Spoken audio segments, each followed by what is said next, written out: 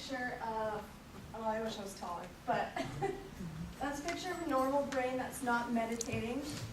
And that's a picture of the same brain when you are meditating. And the red spots just means it's more active.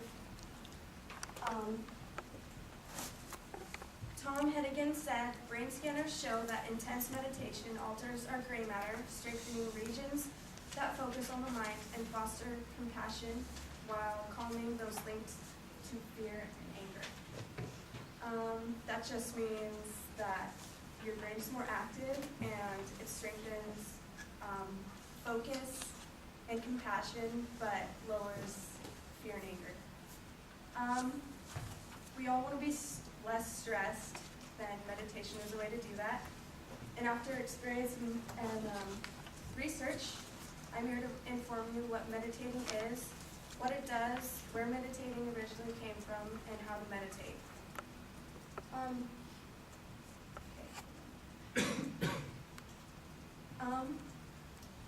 Meditating is relaxing the mind and body by focusing on one certain thing, such as breathing, a word or phrase, or visualizing one certain scene. Meditation is based on concentration or contemplation. The health benefits, it lowers your blood pressure, reduces cardiovascular problems, interpersonal and social relationships are improved, and also sports performance is improved. You have better concentration and higher grades, and it activates the frontal lobe, which is here, and then it calms down the amygdala and suppresses our sense of space and our place in it. And you'll notice when you meditate, you kind of forget where you are, and that's because it's suppressing your sense of space. It gives a feeling of unity and oneness, so that could also be called as nirvana. According to Andrew Newberg, head of the Center for Spirituality and the Mind at the University of Pennsylvania, even 10 to 15 minutes of meditation appear to have significantly positive effects on cognition, which is thinking, relaxation, and psychological health.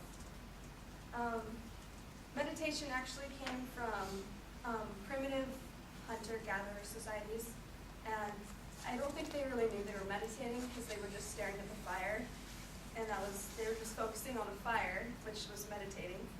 And then the Buddhists kind of took control of that, and they're the most popular form that we know of as meditating, and it's just like a recent thing in our Western civilization. And it's not a religious practice. Everybody thinks it is, but it's just an altered state of consciousness, and it's a way to exercise the brain. So, how to meditate? You choose a setting. The best is a quiet, uncluttered spot. You choose the same spot every time so that when you go in that certain spot, your brain flips, it flips a switch so that you know that you're going to meditate now.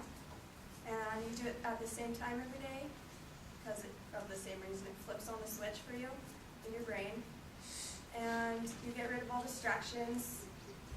Sometimes it's hard to put away your cell phones as Americans, but that's the best way to get rid of all electronics and cell phones. And you might even want to set a timer for yourself of how long you want to meditate. And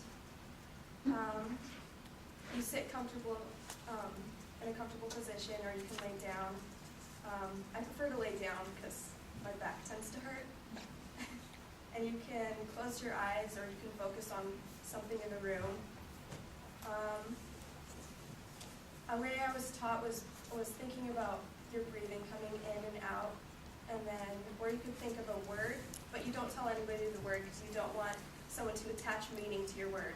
So you just think of a word and you focus your mind on that one word.